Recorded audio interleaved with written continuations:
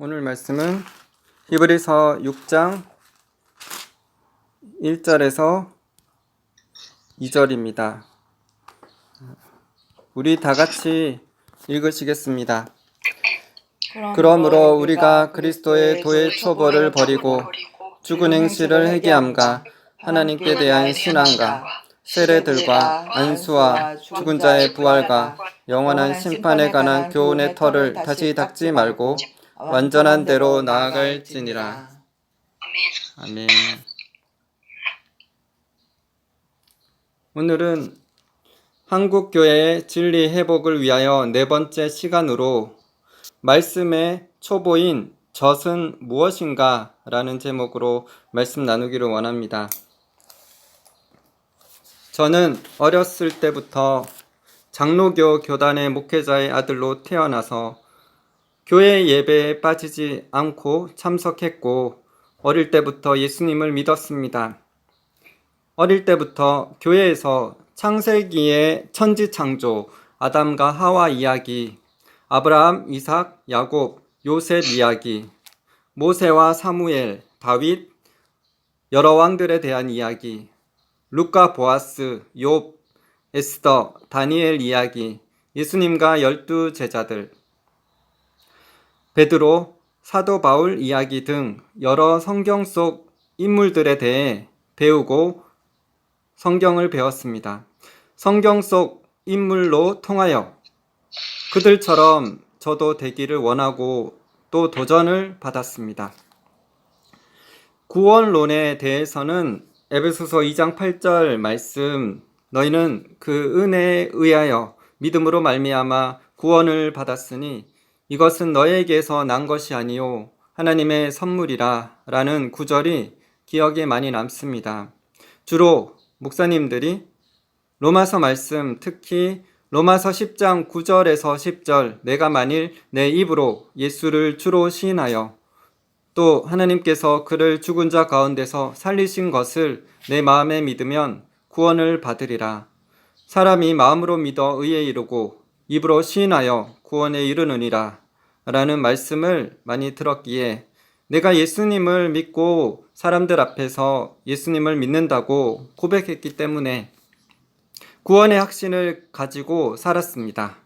그런데 야고보서 말씀을 혼자 읽으면서 야고보서 2장 14절에 내 형제들아 만일 사람이 믿음이 있노라 하고 행함이 없으면 무슨 유익이 있으리요 그 믿음이 능히 자기를 구원하겠느냐란 구절로 인해서 믿음만이 아니라 행함이 따라야 구원을 받는다고 성경에 말씀하고 있는데 왜 목사님들은 구원에 대해서 믿음만을 강조하고 행함에 대해서는 많이 강조하지 않으시지라며 의문을 가졌지만 내가 예수님을 믿고 구원의 확신이 있기에 그저 구원받은 자로 생각했습니다. 그래서 당연히 교회 오는 사람들은 다 구원받는 걸로 여겼습니다. 하지만 대학생이 되고 지금의 아내를 만나면서 구원은 믿음의 확신만으로 가는 것이 아니라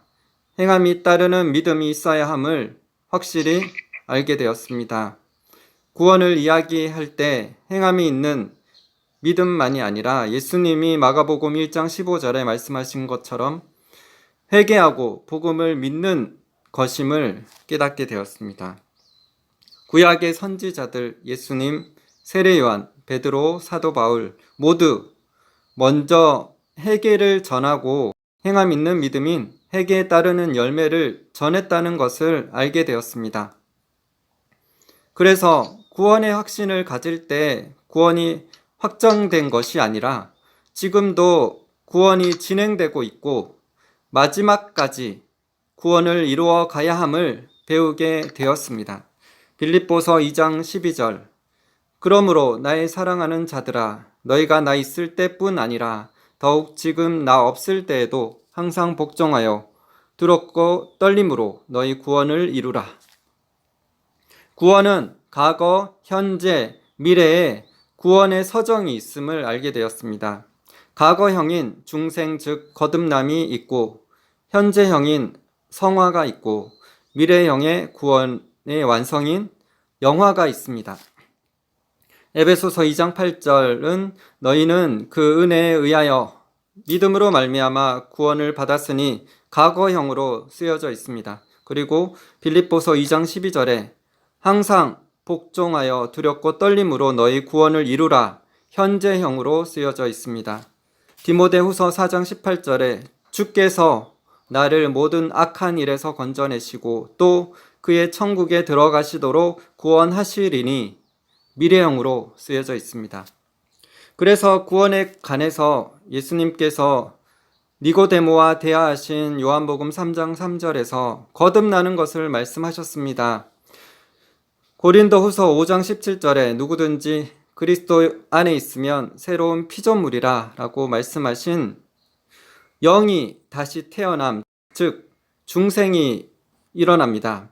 이때는 모두 영적으로 보면 아기로 태어나는 것입니다. 아기가 젖을 먹고 자라듯이 베드로전서 2장 2절에서 갓난 아기들 같이 순전하고 신령한 젖을 사모하라. 이는 그로 말미암아 너희로 구원에 이르도록 자라게 하려 함이라 라고 말씀하십니다. 이는 이 젖과 같이 기초적인 말씀들을 교리들을 배우면서 영적으로 자라나게 되어 있습니다. 그렇게 젖을 충분히 먹으면 아기가 잘 자라게 되고 밥을 먹고 또 단단한 음식을 먹을 수 있습니다. 예수님을 영접하고 나서 영적으로 정체되거나 젖을 못 먹어 영원히 죽지 말고 계속 젖을 먹고 자라나야 합니다. 그래서 오늘은 말씀의 젖인 말씀의 초보에 대해서 나누기를 원합니다. 이 말씀의 초보를 충분히 먹어야 영적으로 우리가 다 성장하여 밥과 단단한 영적인 음식을 먹고 성인이 되어서 영적인 아비, 어미가 될 수 있습니다. 그럼 말씀의 젖은 무엇일까요? 오늘 본문 말씀의 젖인 그리스도의 도의 초보에 대해서 말씀하고 있습니다. 히브리서 6장 1절 2절입니다. 그러므로 우리가 그리스도의 도의 초보를 버리고 죽은 행실을 회개함과 하나님께 대한 신앙과 세례들과 안수와 죽은 자의 부활과 영원한 심판에 관한 교훈의 털을 다시 닦지 말고 온전한 대로 나아갈지니라. 말씀의 젖은 첫 번째로 회개입니다. 두 번째로 믿음입니다. 세 번째로 세례들입니다. 네 번째로 안수입니다. 다섯 번째로 부활입니다. 여섯 번째로 심판에 관한 교훈입니다. 이 6가지가 말씀의 젖으로 예수님을 믿은 사람들이 반드시 배우면서 영적으로 먹어야 되는 양식인 것입니다. 그런데 한국 교회에서는 이 6가지 중에 회개 또 세례와 안수에 대해서는 많이 가르치지 않는 것 같습니다. 하지만 성경에 나와 있으면 중요한 것이므로 우리는 반드시 배울 필요가 있습니다. 그리스도의 도의 초보 6가지 중에 4가지는 구원에 관련된 것이고 2가지는 성령과 관련된 것입니다. 즉 구원과 관련된 것은 회개, 믿음, 부활, 심판의 말씀이고 성령과 관련된 것은 세례들과 안수입니다. 오늘은 말씀의 젖인 이 6가지에 대해 구체적으로 나누며 은혜 나누기를 원합니다. 모든 기독교인들이 배워야 할 말씀의 초보 첫 번째는 죽은 행실을 회개함입니다. 회개는 헬라어로 메타노이아입니다. 초월, 변경을 뜻하는 메타와 정신, 마음을 의미하는 노이아의 합성어입니다. 사고방식이나 관점 혹은 마음을 근본적으로 바꾼다는 뜻입니다. 하지만 이것은 후회하다의 헬라어인 메타멜로마이와는 의미가 다릅니다. 후회하다는 의지가 아닌 감정적인 일시적인 뉘우침입니다. 그의 삶은 바꾸지 않습니다. 회개는 자신이 잘못했음을 깨닫고 돌이키고 다시 하지 않는 것을 의미하지만 후회는 일시적으로 뉘우치는 것입니다. 그래서 우리는 예수님을 처음 영접할 때 자신의 죄가 예수님과 함께 죽었음을 고백하며 예전에 지었던 죄들을 예수님께 용서해 주시기를 요청하게 됩니다. 그러면 예수님께서 죄를 용서해 주십니다. 왜냐하면 예수님께서 우리 모두의 죄를 대신해서 십자가에 죽어주셨기 때문입니다. 우리가 예수님께 우리가 죄인임을 깨닫고 용서해 주시도록 요청드릴 때 우리를 위해 죽으신 예수님의 보혈이 우리의 죄를 용서하시고 깨끗이 씻어 주십니다. 히브리서 10장 19절 20절. 그러므로 형제들아 우리가 예수의 피를 힘입어 성소에 들어갈 담력을 얻었나니 그 길은 우리를 위하여 휘장 가운데로 열어놓으신 새로운 살 길이요 휘장은 곧 그의 육체니라. 우리가 예수님의 보혈로 죄 씻음을 받았다면 이제는 예전에 행했던 죄를 짓는 삶을 살아가면 안 됩니다. 담배 피고 술 취하고 거짓말하고 욕심 부리고 화내고 돈을 사랑하고 하나님 외에 부처나 알라 등 다른 신을 섬기는 등 여러 가지 죄들로부터 죽었음을 선포하고 다시 예전에 행했던 죄를 버리고 말씀과 기도로 주님과 교제하며 새로운 삶을 살아가야 합니다. 고린도전서 6장 9절 10절입니다. 불의한 자가 하나님의 나라를 유업으로 받지 못할 줄을 알지 못하느냐?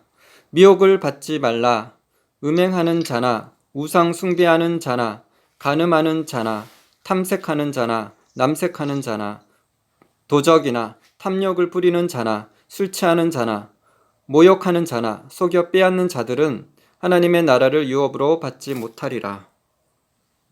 예수님을 믿는 자들이 신앙생활이 10년, 20년, 30년이 되었지만 거짓말하는 죄, 돈을 사랑하는 죄, 음란의 죄, 담배 피는 죄, 술 취하는 죄, 시기와 질투, 화내고 용서하지 않고 미워하는 죄 등 이런 죄들을 버리지 않고 세상을 사랑하고 돈을 사랑하며 사는 그런 신자들이 있습니다. 그들은 교회 생활을 한다고 하지만 자신의 죄를 버리고 회개하지 않는다면 지옥에 떨어질 수 있음을 알아야 합니다. 하지만 이 정도까지 자신의 죄가 습관적으로 되지 않은 사람들은 충동적으로 일회성이나 실수로 죄를 범할 수 있습니다. 그들은 죄가 습관이 되지 않았기에 곧 회개하곤 합니다. 그런 사람들은 구원받은 백성이지만 영적으로 악일 수 있습니다. 왜냐하면 죄를 짓기도 하고 회개하기도 하고 이것을 반복하기에 신앙생활을 오래 했을지라도 회개도 제대로 하지 못하는 영적 악일 수 있습니다. 만약 자신의 죄를 계속 회개하지 않는다면 지옥에 가겠지만 회개하고 그 죄를 다시 짓지 않는다면 구원받을 수 있습니다. 회개를 쉽게만 생각하므로 죄를 짓고 또 회개하면 되니까 라는 생각으로 살면은 성령님께서 근심하십니다. 하나님께서 언제까지 기회를 주실지 아무도 알지 못합니다. 죄를 짓고 회개했더라도 죄에 대한 대가가 따르기에 죄를 짓는 것을 가볍게 여겨서는 안 됩니다. 죄를 회개함으로 거룩하게 살면 하나님께 쓰임받게 되고 축복받는 삶을 살게 됩니다. 그러므로 우리는 죄를 온전히 끊고 하나님 앞에서 정결하고 거룩하게 살아가는 저희 모두가 되시기를 기도드립니다. 아멘. 두 번째는 하나님께 대한 신앙입니다. 다른 성경 번역본으로 보면 하나님께 대한 믿음, 하나님을 향한 믿음, 하나님을 믿는 믿음이라고 번역되어 있습니다. 믿음은 예수님과 연합을 이루게 하기에 구원에 이르게 됩니다. 예수님을 믿지 못하면 구원받지 못합니다. 처음 자신의 죄를 회개하고 예수님을 믿게 되면 구원을 받습니다. 이 구원은 사람의 영이 구원받는 것입니다. 하지만 혼과 육은 아직 변화되지 못했고 구원받지 못했습니다. 그렇기 때문에 예수님을 믿고 난 이후에도 죄된 자신의 본성을 버리는 삶을 살도록 노력해야 합니다. 예수님을 믿고 난 이후에도 잠깐 삶이 변화될 수는 있으나 교회에 나가 예배 드리지 않고 말씀 듣지도 않고 성경을 읽지도 않고 하나님께 기도하지 않으면 세상으로 다시 돌아가 죄를 짓는 삶을 살아갈 수 있습니다. 그래서 예수님을 믿고 난 이후에도 계속적으로 매일 하나님의 말씀과 기도로 주님과 교제하며 말씀에 순종하는 삶을 살아가야 믿음이 자라서 세상을 이기는 믿음을 가질 수 있습니다. 로마서 12장 1절 2절 그러므로 형제들아 내가 하나님의 모든 자비하심으로 너희를 권하노니 너희 몸을 하나님이 기뻐하시는 거룩한 산 제물로 드리라. 이는 너희가 드릴 영적 예배니라. 너희는 이 세대를 본받지 말고 오직 마음을 새롭게 함으로 변화를 받아 하나님의 선하시고 기뻐하시고 온전하신 뜻이 무엇인지 분별하도록 하라. 사람은 영과 혼과 몸을 가지고 있습니다. 영은 예수님을 믿을 때 깨끗하게 되고 구원을 받지만 혼과 몸은 구원받지 못했습니다. 그렇기 때문에 몸으로 제물 삼아 예배 드리는 하나님이 기뻐하시는 삶을 살아야 하고 하나님의 말씀을 듣고 읽고 묵상하여 마음과 생각을 새롭게 함으로 순종하는 삶을 살아야 합니다.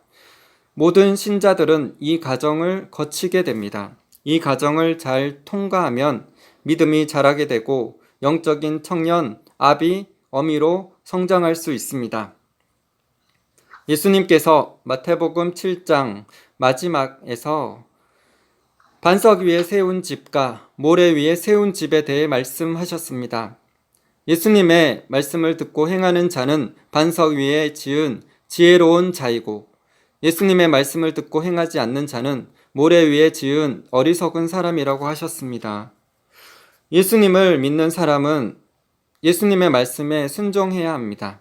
예수님의 말씀에 순종하지 않는 자는 정죄를 당하게 되고 결국은 지옥으로 가게 됩니다.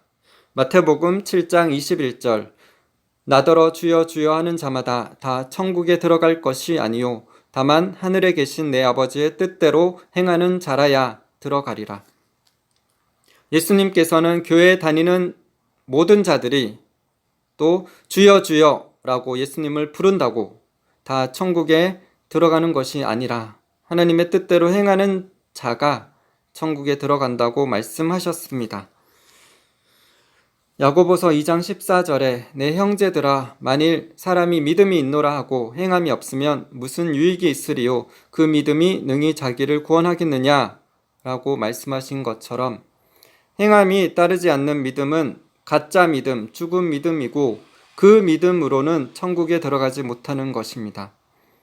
그래서 항상 복종하여 두렵고 떨림으로 구원을 이루어 가시는 분들 다 되시기를 기도드립니다. 아멘. 세 번째는 세례들입니다. 세례를 분류하면 세 가지가 있습니다.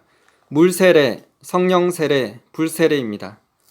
첫 번째 물세례는 예수님을 영접한 사람들이 자신이 예수님을 믿는 자임을 모든 사람 앞에서 나타내는 의식으로 물세례 즉 침례를 받습니다.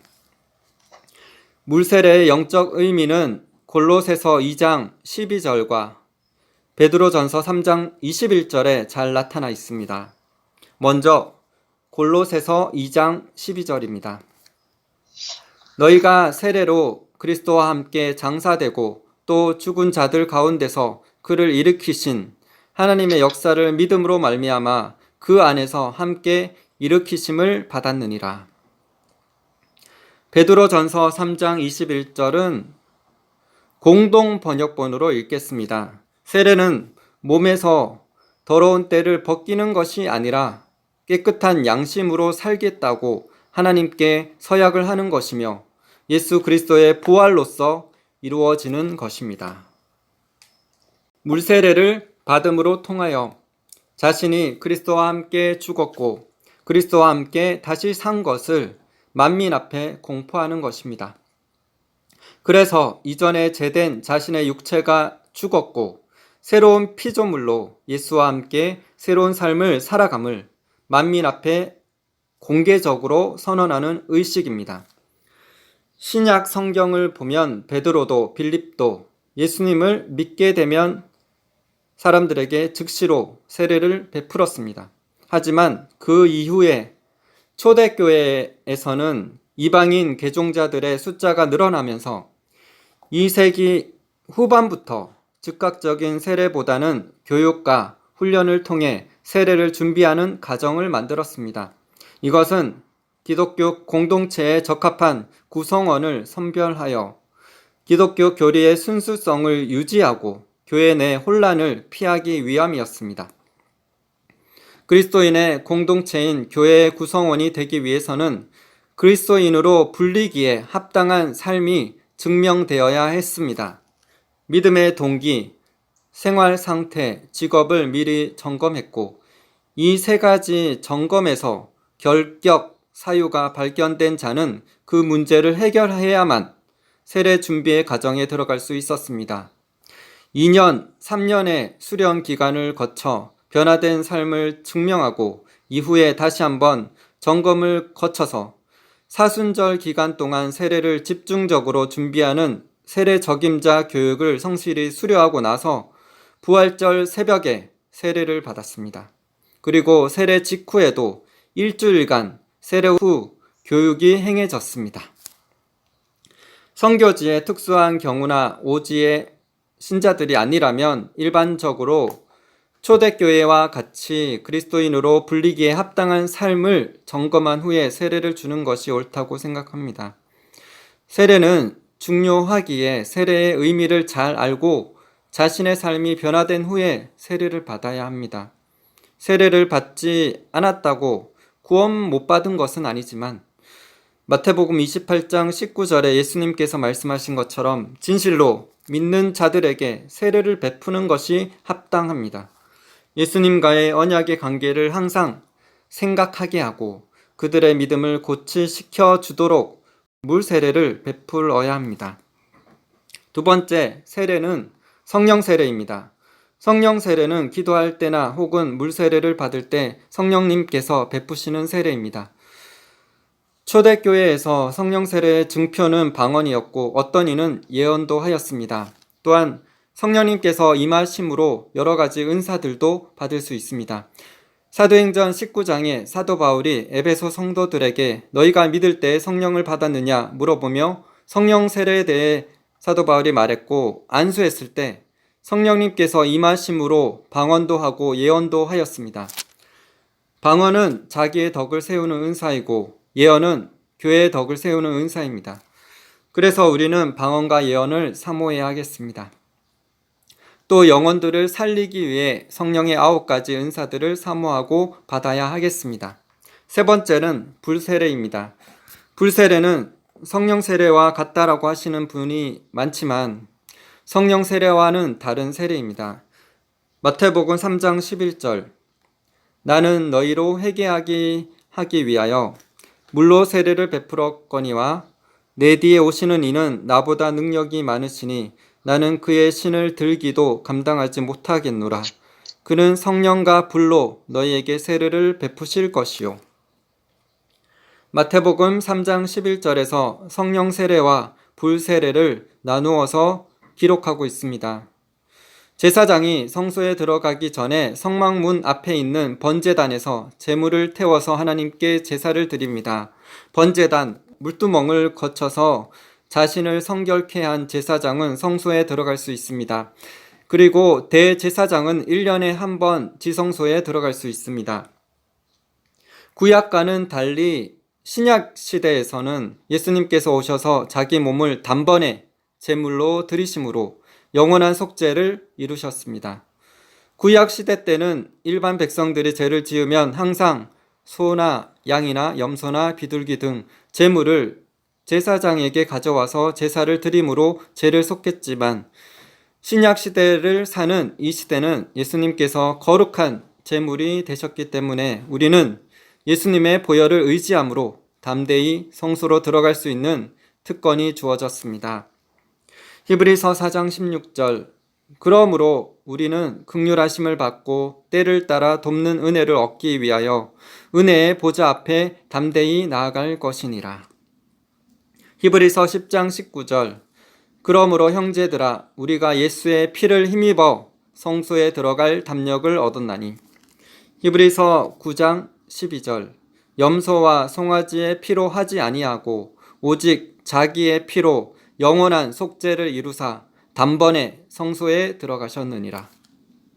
그러면 예수님을 믿게 되어 예수님과 화목해 되었고 성소에 들어가게 된 우리가 죄를 지어도 괜찮을까요? 전혀 그렇지 않습니다.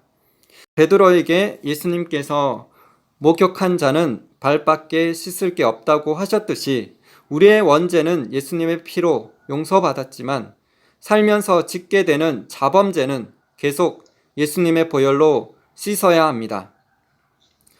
예수님의 말씀대로 살면서 실수로 일회성으로 짓는 죄들은 자백하면 주님께서 씻어주시고 회복시켜 주시지만 야고보서 1장 15절 말씀에 죄가 장성하면 사망을 낳는다고 기록한 것처럼 습관적으로 짓는 죄들로 인해서 어느 순간 죽어서 지옥 갈 수 있음을 알고 해결치 않은 죄가 있다면 철저히 회개해야 할 것입니다. 죄를 짓고 회개했을지라도 죄의 대가가 따르며 회개하지 않을 경우는 지옥에 떨어지게 되므로 우리는 두렵고 떨림으로 구원을 이루어 가야 하겠습니다. 그래서 불세례를 통해 정결케 되고 거룩해 되어야 합니다. 이 정결케 하는 불세례를 통해서 성소뿐만 아니라 지성소의 영역까지 나아갈 수 있습니다. 한국에서 불세례를 받은 분으로 하리온의 전주숙 목사님이 계시는데 6개월 동안 불이 자신의 몸속에서 떠나지 않았고 지금도 계속 남아있다고 합니다. 네 번째, 말씀의 초보인 젖은 안수입니다. 안수의 유익과 기능에 대한 7가지를 나누기 원합니다. 첫 번째는 직분을 임명할 때 안수합니다. 한국교회에서는 목사님, 장로님, 권사님, 또 선교사님 등 임직식을 거행할 때 안수합니다. 사도행전 13장 1절에서 3절에 안디옥 교회에서 바나바와 사울을 성령님께서 따로 세우라고 하셨고 금식하며 기도하고 두 사람에게 안수하여 복음을 전하기 위해 선교사로 파송하였습니다. 그리고 두 번째로 축복하기 위해 안수 기도를 합니다. 창세기에서 야곱이 요셉의 두 아들에게 머리에 손을 얹어 축복하였고 예수님도 어린 아이들을 안고 안수하시며 축복하셨습니다. 마가복음 10장 16절 그 어린 아이들을 안고 그들 위에 안수하시고 축복하시니라. 세 번째로 영의 이전을 위해 안수합니다. 모세가 여호수아에게 안수하였고 모세에게 있던 기름 부음이 여호수아에게 전이 되었습니다. 신명기 34장 9절 모세가 눈의 아들 여호수아에게 안수하였으므로 그에게 지혜의 영이 충만하니 이스라엘 자손이 여호와께서 모세에게 명령하신 대로 여호수아의 말을 순종하였더라. 네 번째로 안수할 때 성령 세례가 임할 수 있습니다. 사도행전 8장 17절 이에 두 사도가 그들에게 안수함에 성령을 받는지라. 사도행전 19장 6절 바울이 그들에게 안수함에 성령이 그들에게 임하심으로 방언도 하고 예언도 하니. 다섯 번째로 안수로 통해 성령의 은사를 받게 됩니다. 디모데는 안수를 받음으로 은사를 받게 되었습니다. 디모데전서 4장 14절 내 속에 있는 은사 곧 장로의 해에서 안수 받을 때에 예언을 통하여 받은 것을 가볍게 여기지 말며. 여섯 번째로 안수함으로 성령의 은사를 활성화시킵니다. 기름에 불을 붓는 것과 같이 안수를 통해 은사가 활성화됩니다. 디모데후서 1장 6절 그러므로 내가 나의 안수함으로 내 속에 있는 하나님의 은사를 다시 부릴 듯 하게 하기 위하여 너로 생각나게 하노니. 일곱 번째로 안수는 치유를 위해 사용됩니다. 예수님과 제자들 사도 바울은 안수 기도함으로 병든 자들을 고치셨습니다.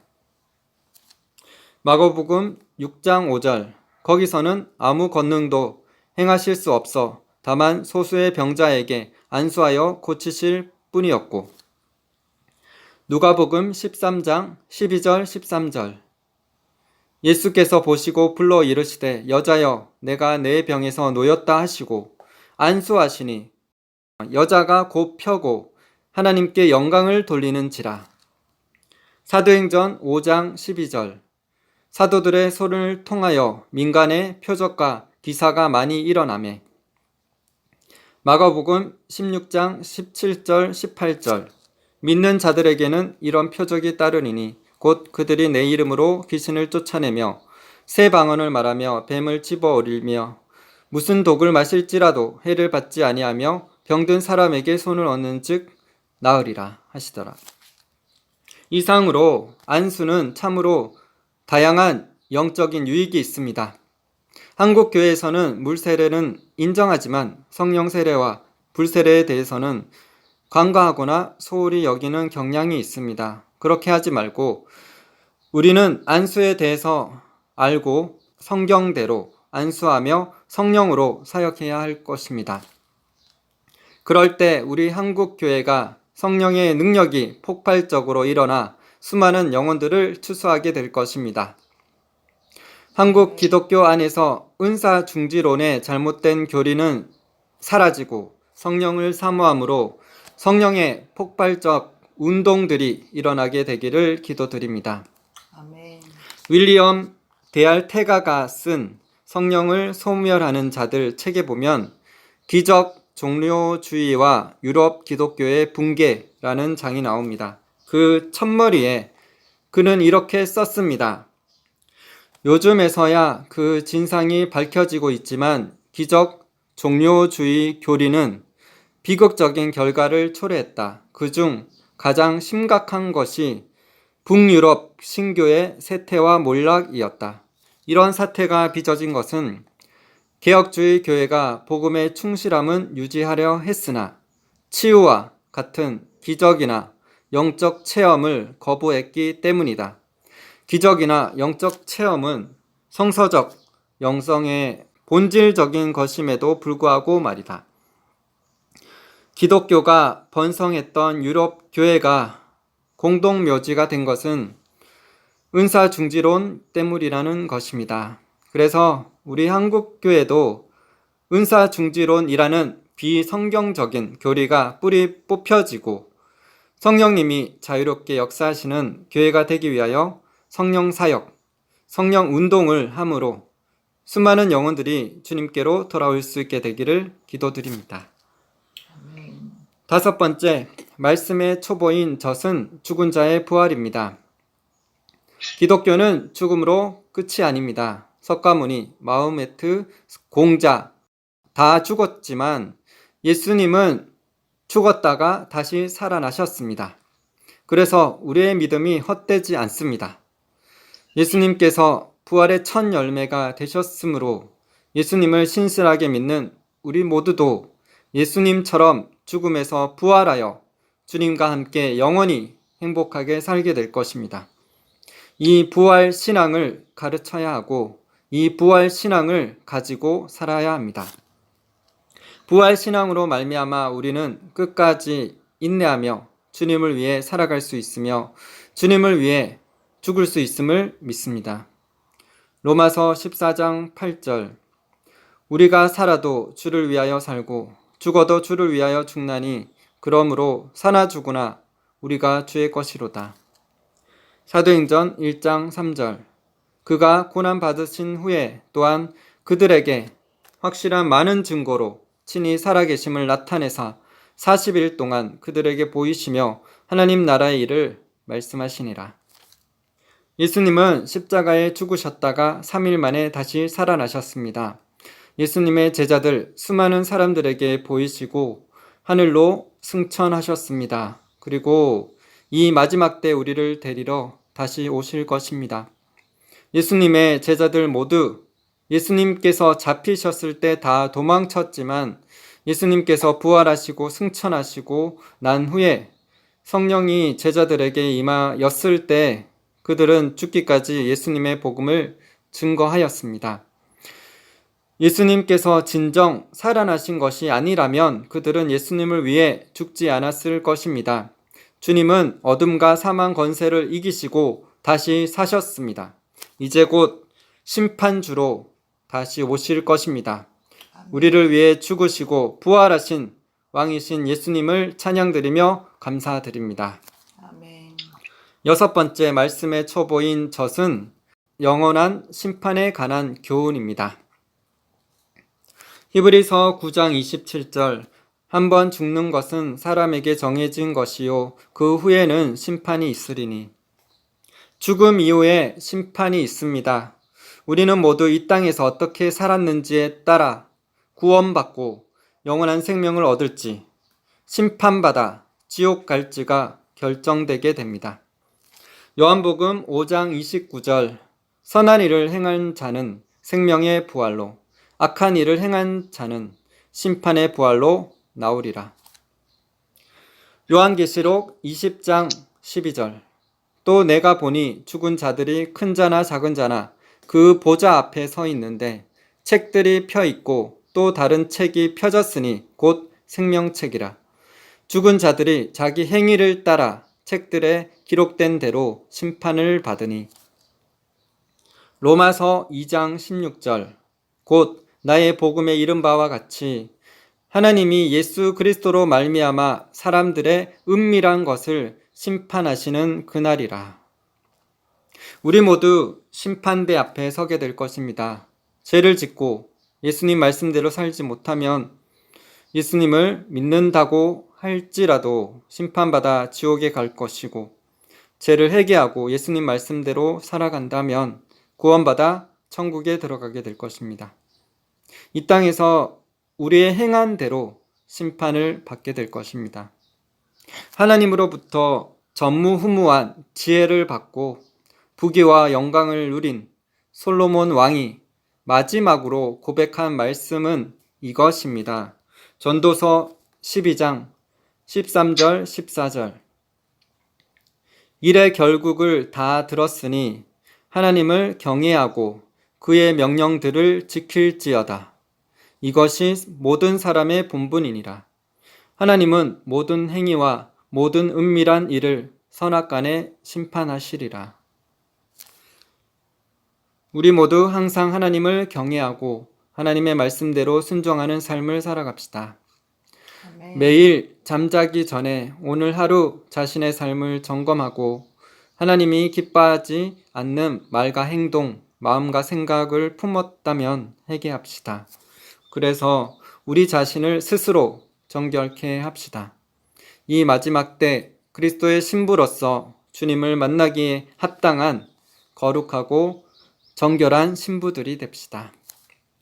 히브리서 6장 1절 2절에 말씀하신 것처럼 그리스도의 도의 초보이자 하나님의 말씀의 젖인 회개와 믿음, 세례들, 안수, 죽은 자의 부활, 영원한 심판에 관한 터를 잘 닦게 되기를 기도합니다. 또 다른 믿는 자들에게 이 6가지를 충분히 가르쳐서 함께 영적으로 성숙하여 완전한 대로 나아가게 하시고 이 마지막 때 영광의 부흥을 보며 수많은 영혼들이 주님께로 돌아오는 일에 모두 쓰임 받으시는 분들 되시기를 예수 그리스도의 이름으로 기도드립니다. 아멘. 골로새서 1장 28절 우리가 그를 전파하여 각 사람을 권하고 모든 지혜로 각 사람을 가르침은 각 사람을 그리스도 안에서 완전한 자로 세우려 함이니. 아멘.